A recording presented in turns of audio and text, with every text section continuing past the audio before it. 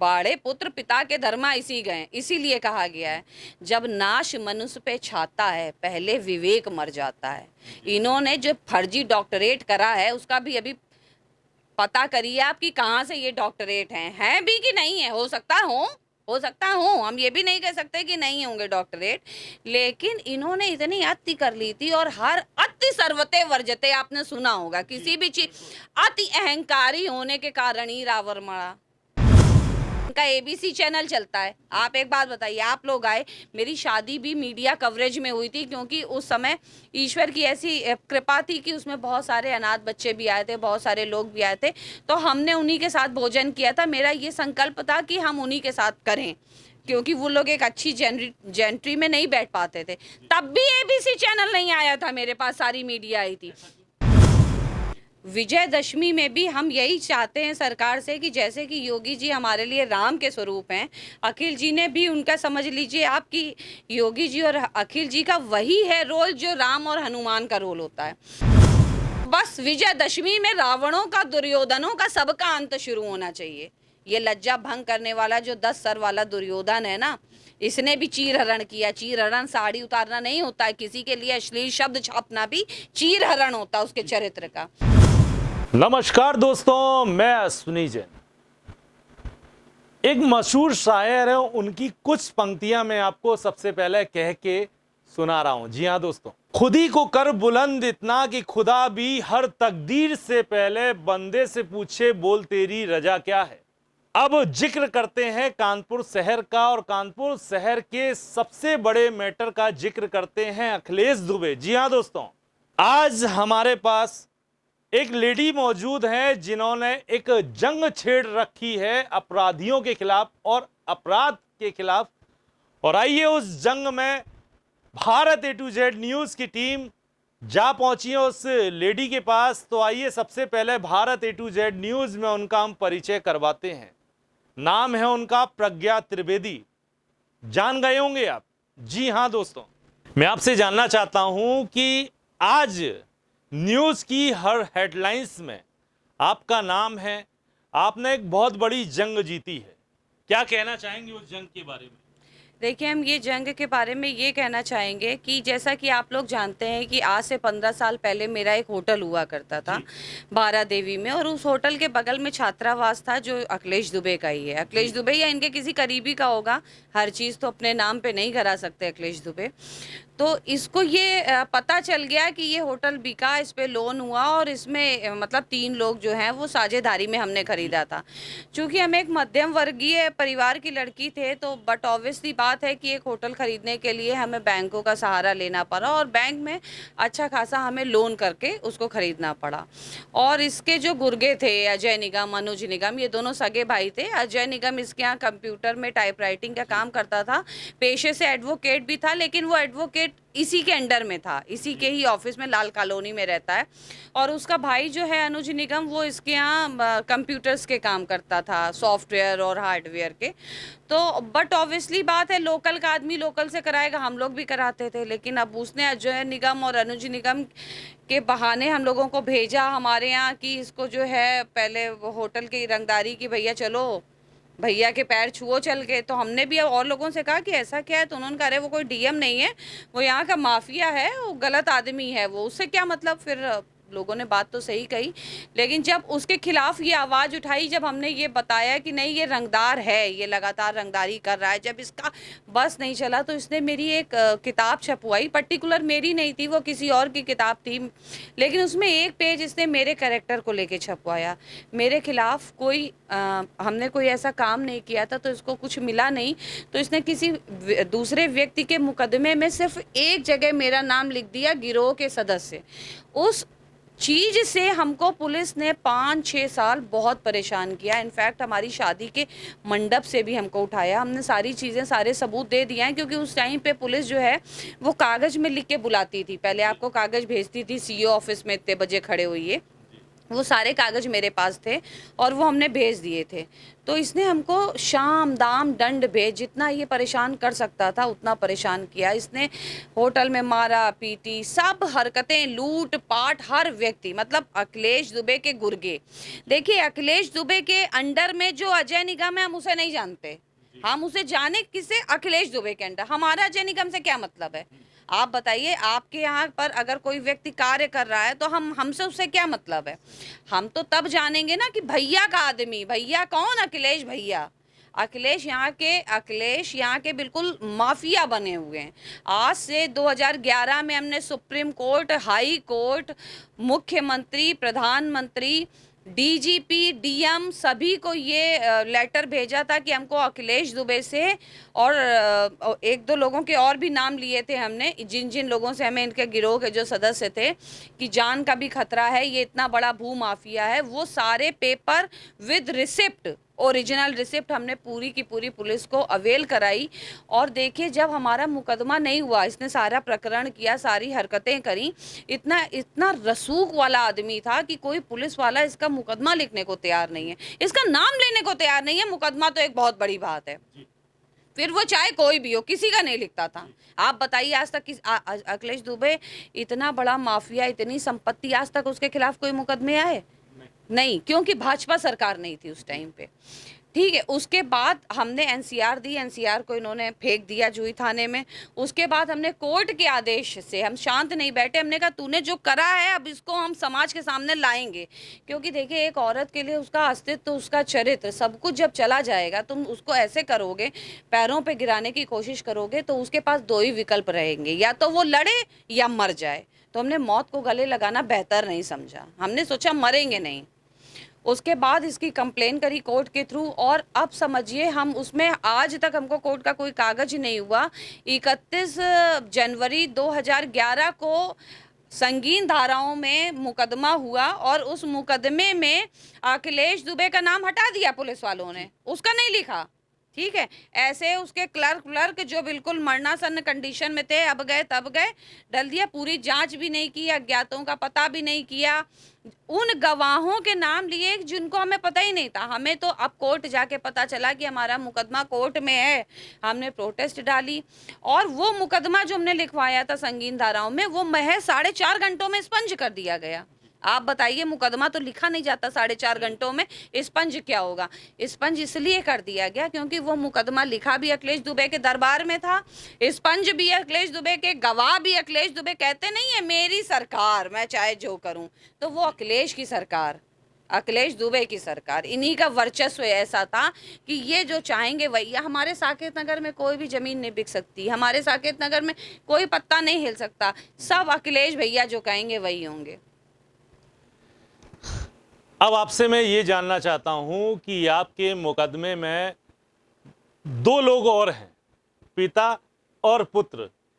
आपके मुकदमे में इन लोगों की एंट्री किस तरीके से होती है, और इन लोगों का इस पूरे मामले में क्या कैरेक्टर रहा, और किस तरीके से इन लोगों ने आपको परेशान किया? देखिए, ये 2 लोग नहीं हैं, 4-5 लोग हैं, पहली बात तो। दूसरी चीज़, ये जो पिता पुत्र जिनकी आप बात कर रहे हैं, इनका अखिलेश दुबे से चोली दामन का साथ है, जिसको आप ये कह सकते हैं कि शरीर जो है वो अलग अलग कर दिए गए हैं, लेकिन आत्माएं इनकी एक हैं। जैसा कि आपको मालूम है कि ये सब इनके गिरोह के ही सदस्य हैं। भूपेश अवस्थी हैं, रोहित अवस्थी हैं, ये सब इनके गिरोह के ही सदस्य हैं। इन्होंने ऐसा कौन सा काम किया, कौन सा व्यापार किया, कहाँ से पैसा आया, क्या किया बताइए? इन्होंने अपनी एक सभा बनाई, उस सभा के ये अध्यक्ष बन गए। ठीक है, अपना सेल्फ करने लगे। अरे शर्म आनी चाहिए इनको, हम इनके खिलाफ लड़ रहे हैं। ये देखिए, ये रामलीला से हमको ये निकले, हम अखिलेश दुबे और इन सब के खिलाफ लड़ रहे हैं, ये हमसे 510 रुपये ले गए अपनी लड़ाई के लिए। ये देखो, किताब दे गए, रसीद दे गए 510 रुपये की। जब इस नंबर पे फ़ोन कर रहे हैं सुरेश चंद्र मिश्रा को, वो उठा नहीं रहे। हमारे पैसे वापस चाहिए हमको। 500 रुपये की बात नहीं है, 510 रुपये की बात है, ईमानदारी की है कि तुम सब चोर लोगों ने मिलके, कुछ सेलेक्टेड चोरों ने मिलके कर लिया। अरे तुम कैसे सभा बना सकते हो जब इतने तुम अपराधी हो तो? लेकिन तुमने 10 अच्छे लोगों को जोड़ा, 2-4 गलत लोगों को जोड़ा, तुमने बना दिया।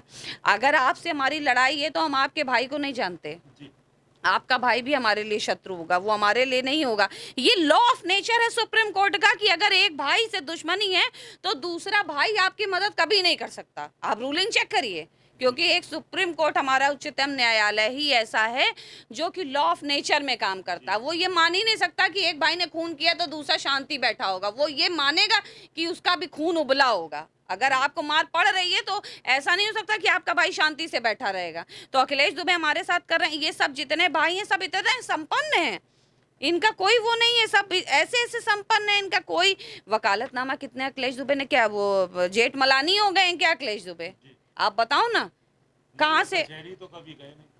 कचेरी कहेंगे, यहाँ से भी कहीं तो कभी नोटरी करवा दी हो। कचेरी तो जाना बहुत बड़ी बात है, नोटरी में भी तो 20, 25, 30 रुपए मिल जाते होंगे। लेकिन आजकल तो कचहरी के डेली चक्कर लगा रहे हैं। देखिए वही बात है ना, बाड़े पिता के धर्मा, बाड़े पुत्र पिता के धर्मा इसी गए। इसीलिए कहा गया है जब नाश मनुष्य पे छाता है पहले विवेक मर जाता है। इन्होंने जो फर्जी डॉक्टरेट करा है उसका भी अभी पता करिए आप कि कहाँ से ये डॉक्टरेट हैं भी कि नहीं है। हो सकता हो, हम ये भी नहीं कह सकते कि नहीं होंगे डॉक्टरेट, लेकिन इन्होंने इतनी अति कर ली थी। और हर अति सर्वते वर्जते, आपने सुना होगा, किसी भी चीज अति अहंकारी होने के कारण ही रावण मरा, है ना। तो रावण की मौत इसीलिए हुई क्योंकि वो बहुत अहंकारी आदमी था। दुर्योधन के अंदर बहुत अति भरी थी, अपने भाइयों के केवल 5 गांव तो मांग रहे थे पांडव। अरे परिवार के थे, 5 गांव दे देते, काहे के लिए द्रौपदी का चीरहरण किया? लेकिन तुम्हें क्या है, तुम्हें हम अपनी चीज तो अपने पास रखनी है, दूसरे की भी कब्जा करके बढ़ानी। अरे किसके लिए ले जाओगे? आदमी कमाता है अपनी औलादों के लिए कमाता है, तुम किसके लिए कमाओगे? ऐसा कर लोगे कि तुमसे 4 गली दूर हम रहते हैं, अपने मोहल्ले की लड़की को नहीं छोड़ोगे। लोग तो लड़कियों की शादी में समझिए, जो पैसा नहीं खर्च कर सकता वो भी कहता भैया सुबह से शाम तक हम श्रमदान कर देंगे, हमारे मोहल्ले की लड़की है। हम लोग मोहल्ले में चाचा ताऊ भैया नाना, लेकिन तुम किसी के चाचा ताऊ नहीं हो, तुम सिर्फ एक भू माफिया, एक रंगदारी। अब चूंकि महिला थे तो महिला को तो आप चरित्र का ही हनन कर सकते हैं। शायद आप लोगों की तरह होते तो पॉक्सो लगवा दिया गया होता, बलात्कार का केस कर दिया गया होता, लेकिन वो हमारे साथ संभव नहीं था। तो किसी भी मुकदमे में मेरा नाम डाल दो। उसके पहले जब हम साधारण करके थे, 20 रुपए टेम्पो से चलते थे, तब हम चरित्रहीन नहीं थे। तब तो पैसे की ज्यादा जरूरत होती होगी ना, गरीब लड़की को ज्यादा जरूरत थी, लेकिन जब लाखों रुपए आ गए तो हम चरित्रहीन हो गए। ऐसा क्यों?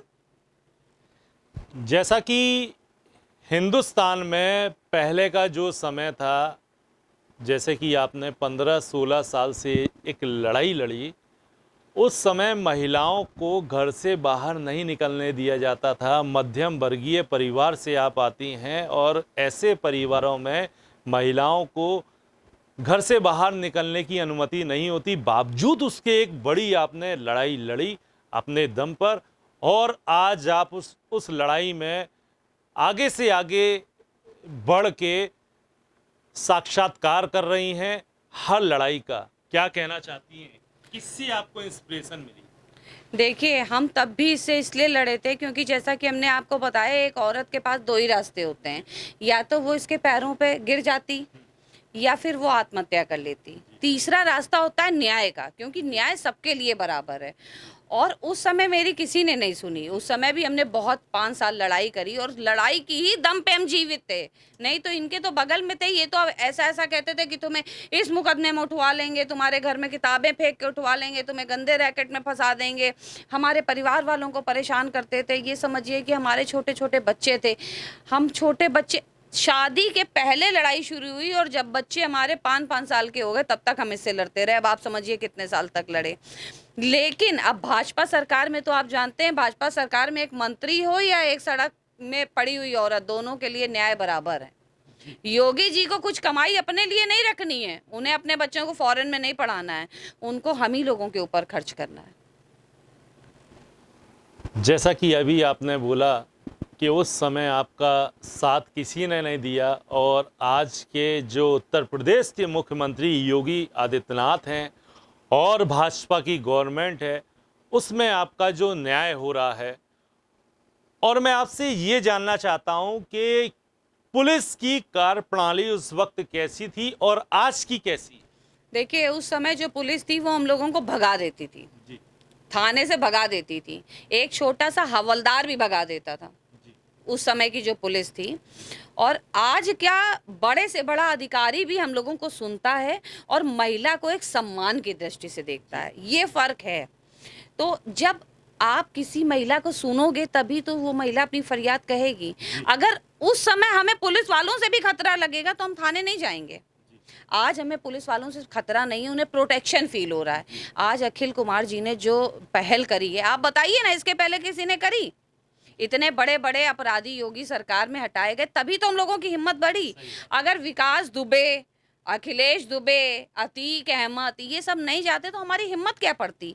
ये करना बहुत ज़रूरी था। देखिए, अगर जो हम लोग टैक्स देते हैं, जो हम लोगों की मेहनत की कमाई होती है, हम लोग 4 पैसे बचा के कभी ये महीने में इस काम को करते हैं तो इस महीने में उस काम को करते हैं, ऐसे घर चलाते हैं।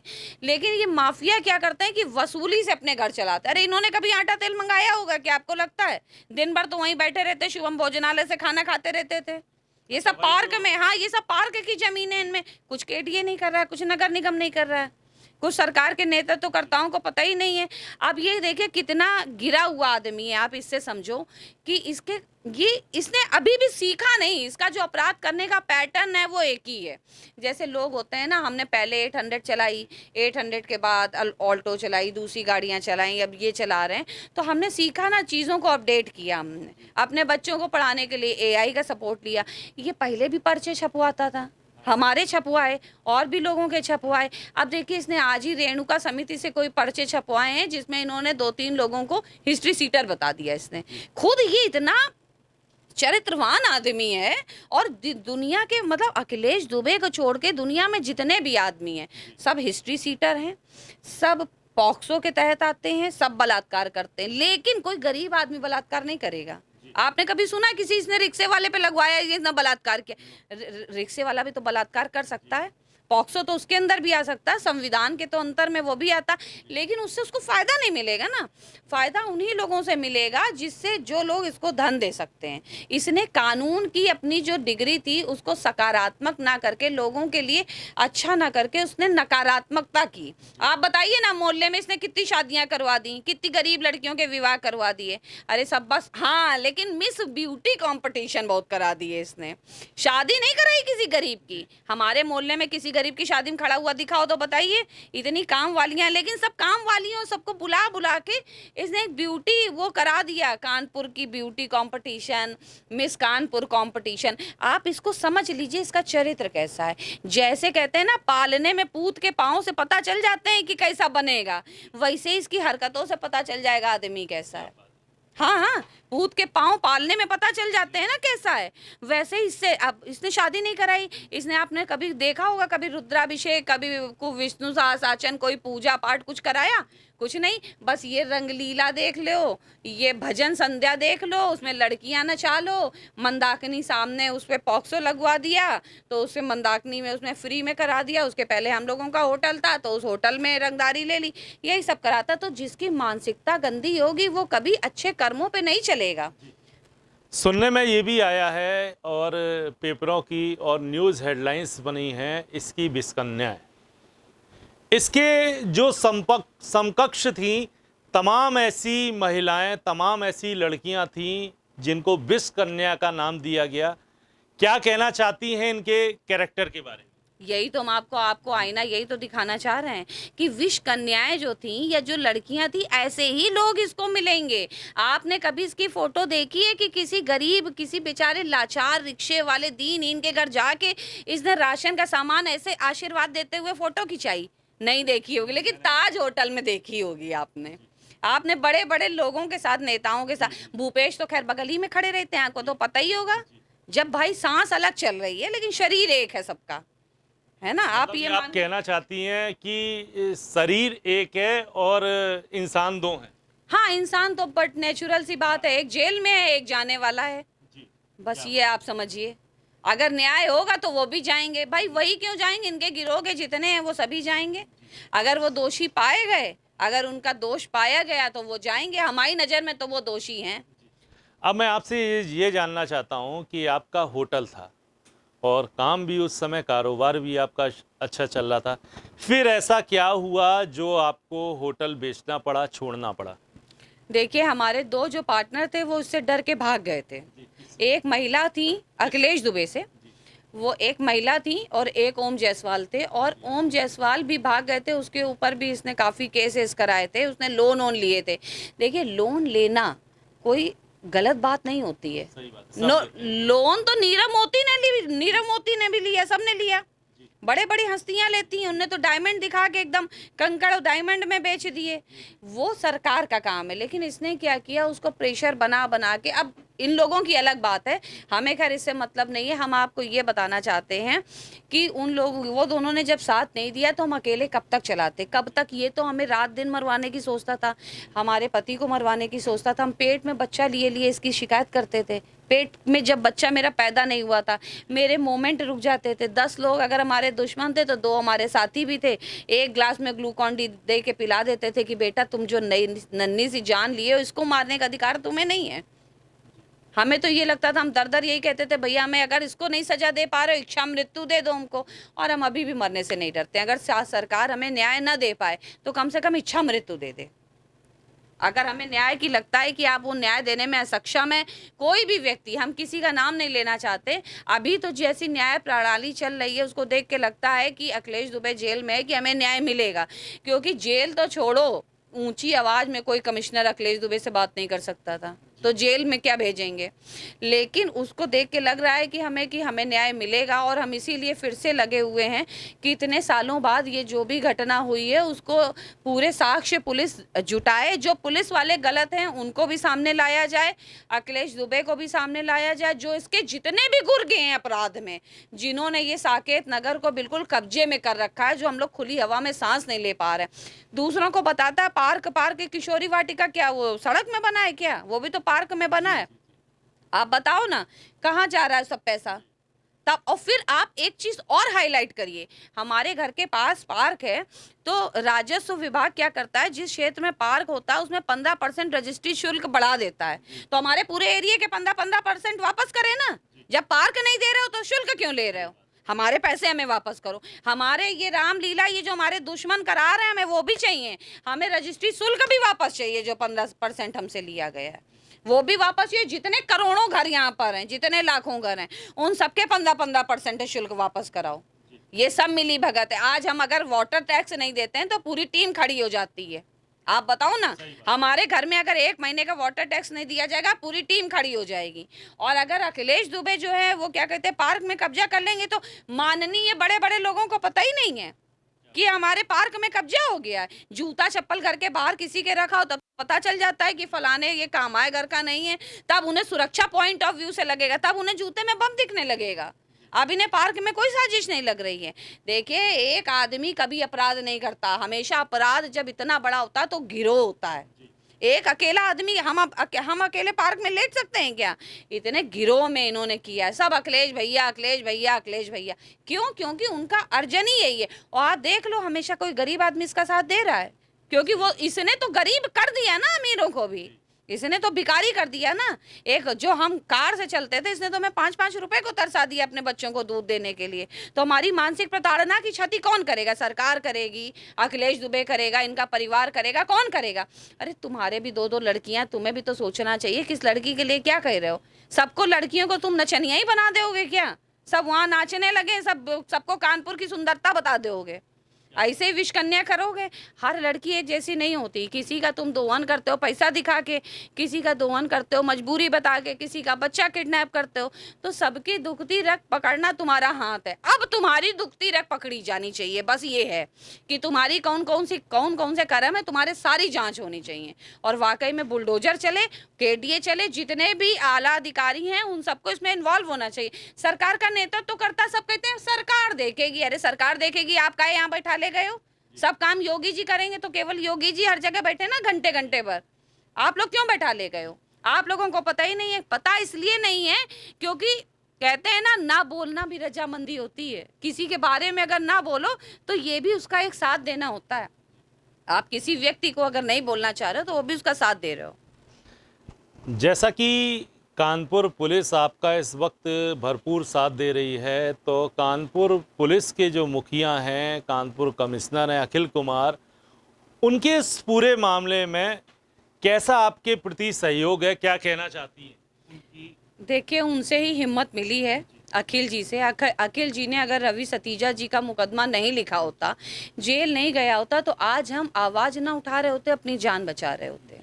आप बात समझिए, ये इतना गंदा आदमी है, ये किसी भी तरीके से किसी को भी मरवा सकता है, हमको भी मरवा सकता है। जब जो लोग शिकायत करते हैं उन्हें तुम हिस्ट्री सीटर बता रहे हो, हमने क्या कहा? इसके पैतरे अपराध के रास्ते वही हैं, इसने अपने अपराध के तरीके नहीं बदले हैं। लोगों को मरवाना, लोगों से वसूली करना, मुकदमे में फंसाना, और आप उनका चरित्र हनन करना। औरतों का चरित्र हनन करोगे, आदमियों को पॉक्सो और रेप में फंसाओगे। तो आप ये समझिए कि उनसे तो प्रेरणा मिली है। अगर उन्होंने जनता से ये गुहार ना लगाई होती कि आप लोग अपनी कंप्लेन करो, तो हम लोग कभी नहीं जाते। तो सारा श्रेय जितना भी है वो अखिल जी और मुख्यमंत्री जी को ही जाता है। आप एक महिला हैं और आपने एक जो जंग छेड़ी है, आपने तमाम ऐसे लोगों को इंस्पायर किया है जो कि अभी सामने नहीं आ रहे हैं। ऐसे लोगों के प्रति आप क्या अपील करना चाहते हैं? देखिए, हम ये कहना चाहते हैं कि जीवन में मरना सभी को एक बार है। आज मरो चाहे 10 बार 2 साल बाद मरो, लेकिन ये सोच के काम करो कि जो सच्चाई है उसके लिए जीत लड़ना जरूरी है।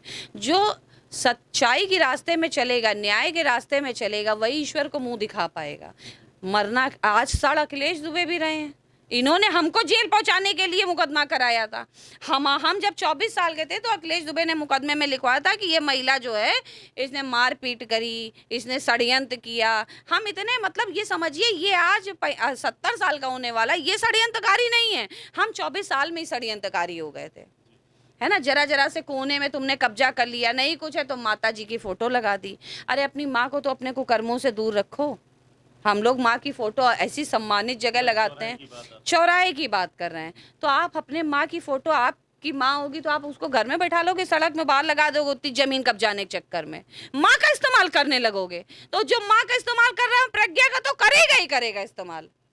आपको क्या लगता नहीं करेगा? वो हर लड़की का करेगा। पता नहीं किसने अपनी लड़की का भी किया होगा कि नहीं किया होगा, हम नहीं बता सकते ये बात। अब ये जब जांचें होंगी तो पता चलेंगी।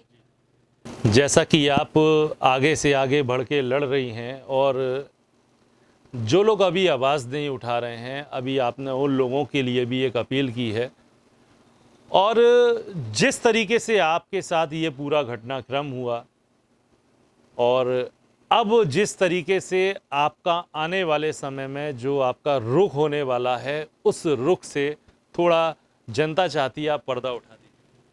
देखिए, सबसे बड़ी बात तो ये है, जैसा कि आप जानते हैं कि दशहरा आने वाला है, और दशहरे में हर युग में, हम पहले भी आपको बता चुके हैं कि एक राक्षस का अंत होता है।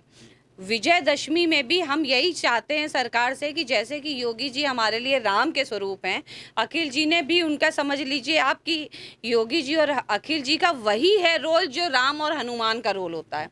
ठीक है, अब इन दोनों ने त्रेता युग में जो राम जी ने अवतार लिया था, त्रेता युग में इसीलिए तो अवतार लिया था इसको खत्म करने के लिए, नहीं तो माता सीता का जन्म ही ना होता, ये तो पापी था, विनाशकारी था। ऐसे ही कलयुग में इन लोगों ने अवतार लिया है, जितने भी माफिया हैं, जितने भी राक्षस हैं, इन सबका अंत करने के लिए।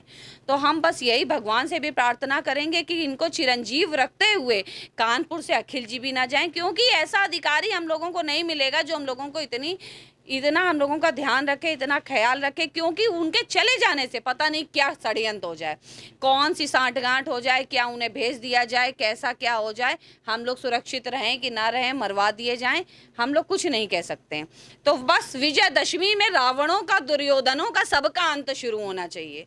ये लज्जा भंग करने वाला जो 10 सर वाला दुर्योधन है ना, इसने भी चीर हरण किया। चीर हरण साड़ी उतारना नहीं होता है, किसी के लिए अश्लील शब्द छापना भी चीर हरण होता है उसके चरित्र का। आप ये बताइए ना, इनका ABC चैनल चलता है, आप एक बात बताइए, आप लोग आए, मेरी शादी भी मीडिया कवरेज में हुई थी, क्योंकि उस समय ईश्वर की ऐसी कृपा थी कि उसमें बहुत सारे अनाथ बच्चे भी आए थे, बहुत सारे लोग भी आए थे, तो हमने उन्हीं के साथ भोजन किया था। मेरा ये संकल्प था कि हम उन्हीं के साथ करें, क्योंकि वो लोग एक अच्छी जेंट्री में नहीं बैठ पाते थे। तब भी ABC चैनल नहीं आया था मेरे पास, सारी मीडिया आई थी। अरे अखिलेश दुबे का है ना, वो मेरे पास क्यों आएगा? वो मुन्ना समोसे के पास जाएगा? वो गुवाही करने, षड्यंत्र में फंसाने की छिपकली निकली, मक्खी निकली, कॉकरोच निकला। मेरे पड़ोस में है 10 कदम पे, लेकिन वो हमसे पूछने नहीं आया तुम्हारे साथ क्या हुआ। अरे अगर उनकी दम है तो वो आए ना, सच्चाई दिखाए ना कितना उनके गिरेबान में ताकत है एबीसी चैनल वालों के। ऐसा क्या है कि कानपुर के सारे चैनल, सारे न्यूज़पेपर एबीसी में क्यों नहीं आ रहा है? और जब मेरी खबर होती थी, आप देखिए ना, कंट्रोवर्सी देखिए, जब मेरे ऊपर अत्याचार होता था तब केवल एबीसी में ही आता था, है ना। अभी यहाँ पर झुंड लग जाएगा चोरों का, वो एबीसी पता नहीं दिखाए ना दिखाए, लेकिन वो एक महिला का दर्द नहीं समझेगा, क्योंकि बाप बेटी चला रहे हैं ना एबीसी।